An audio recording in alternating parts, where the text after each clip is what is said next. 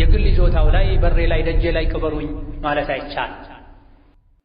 የሰው ልጅ ሲሞት የሚቀበሩበት ስፍራ የተለየ የተገደበ የተወሰነ መሆን አለበት። የሙስሊም ራሱን የቻለ የቅብር ስፍራ መኖር አለበት። ሙስሊም ከካፍር ጋር፣ ካፍር ከሙስሊም ጋር አይቀበርም። የቅብር ስፍራ የተከለለ የተገደበ መሆን አለበት። የተኛውን ቦታ ላይ አይቀበርም። ሜዳ ላይ አይቀበርም። ጫካ ላይ አይቀበርም። የግል ይዞታው ላይ በሬ ላይ ደጄ ላይ ቅበሩኝ ማለት አይቻልም ከነቢዩ ዓለይሂ ሰላቱ ወሰላም በስተቀር።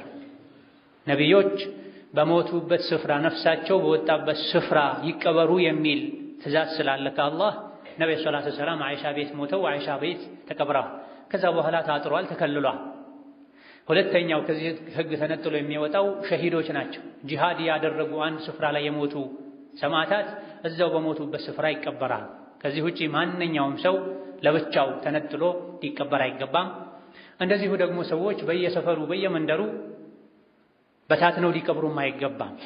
የተከበረ የተከለለ የታወቀ የተጠበቀ የቀብር ስፍራ መኖር አለበት።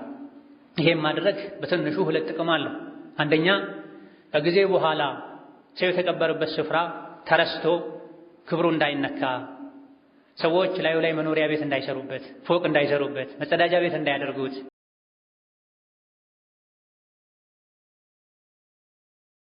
ሁሉ እስከ መጨረሻ የቀረች አጥንቱ ድረስ መከበር አለበት። በሌላ በኩል የቀብር ቦታ ወጥ መሆኑ ሰዎች ተሰብስበው መቀበራቸው የሙስሊሞችን ለቀብር ዚያራ የሚሄዱ ሰዎችን ዱዓ ለማግኘት ይረዳ ያግዛል። ተበታትኖ በየግቢው የግል ይዞታው የሚቀበር ሰው ቤተሰቦቹ አስበውና ነይተው ሄደው ካልዘየሩት በስተቀር የዘየረ ዱዓ የሚያደርግለትን ሰው የማግኘት እድሉ ጠባብ ይሆናል። ራሱን የቻለ የቀብር ስፍራ ሲኖር ሰዎች አዲስ የሞቱ ሰዎችን ለመቅበር ሲሄዱ እንዲሁ ቀልባቸውን ለማርጠብ የቀብር ዚያራ ሲወጡ ስፍራው ላይ ላሉ በሙሉ ዱዓ ያደርጋል። ስለዚህ ተበታትኖ በየግል በየበሩ መቀበር በአንድ በኩል ከጊዜ በኋላ ቀብሩ ቦታው ሊጠፋ አሊያ ደግሞ ስግብግብ የሆኑ ወራሾች መሬታችንን ለምን ይዝብናል ብለው ሊያፈርሱት ቀብሩን ሊተዉት እንዴተኛውን ባዶ ስፍራ ሊያደርጉት ይችላሉ። በሌላ በኩል ዱዓን ያሳጣ። ደጋግ ቀደምቶችም ይቀበሩ የነበረው ለቀብር የተወሰነ ስፍራ ላይ ነው።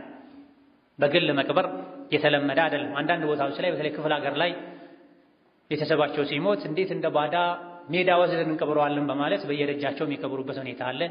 ስህተት ነው። ያለውን ሁሉ ቆፍሮ አውጥቶ በስርዓት ወስዶ ከሙስሊሞች ጋር መቅበር ያስፈልጋል።